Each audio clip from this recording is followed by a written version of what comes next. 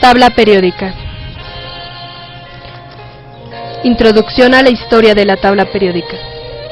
Los seres humanos siempre hemos estado tentados a encontrar una explicación a la complejidad de la materia que nos rodea. Al principio los griegos pensaban que había 4 elementos básicos: tierra, aire, agua y fuego.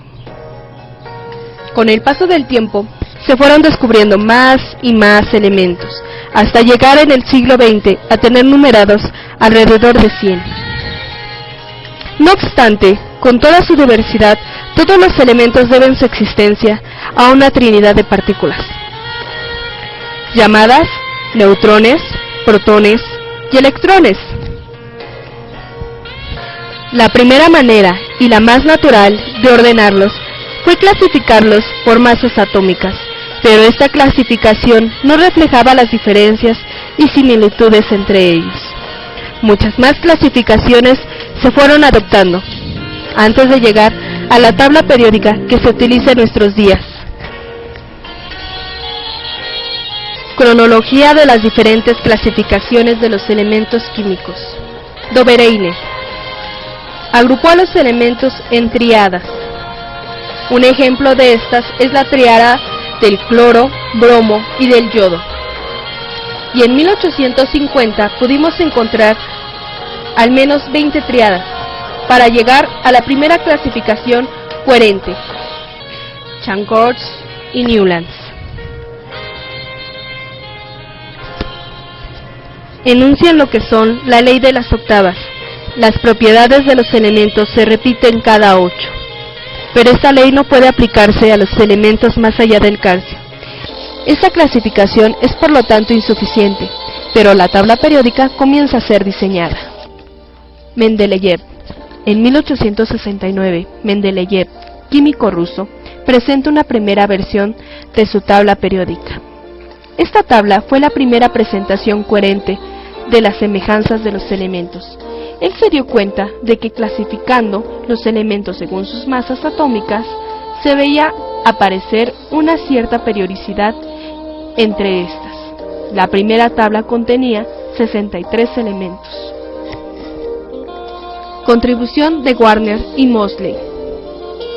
La tabla periódica larga, que en 1895 presentó Alfred Warner, es sin lugar a dudas una de las que más se utiliza actualmente, con algunas adaptaciones, y fue el primer sistema periódico con la estructura larga, que permite separar a los grupos A de los grupos B.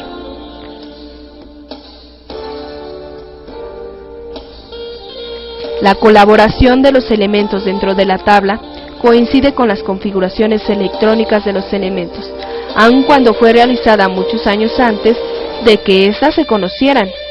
Pero la serie de los lantánidos y los actínidos solo tiene una casilla para cada una. C.A. Borg propuso separar del cuerpo de la tabla la serie lactano y actínido. ¿Qué es la tabla periódica? Es el ordenamiento de todos los elementos químicos, siguiendo la ley periódica y la teoría de la mecánica cuántica. Características de la tabla periódica.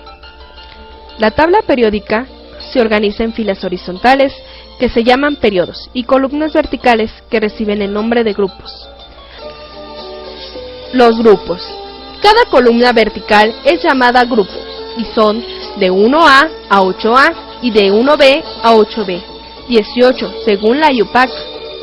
Los grupos más altos se llaman grupos A, y a los grupos más bajos, grupos B. Los grupos A están formados por elementos tan similares entre sí que se llama familias. Existen 2 líneas separadas de la tabla, conocidas como serie de lactano y serie de lactino. Bloques. La tabla se divide en 4 bloques, según la configuración electrónica final de los elementos. El bloque S, D, P y F. Clasificación de los elementos.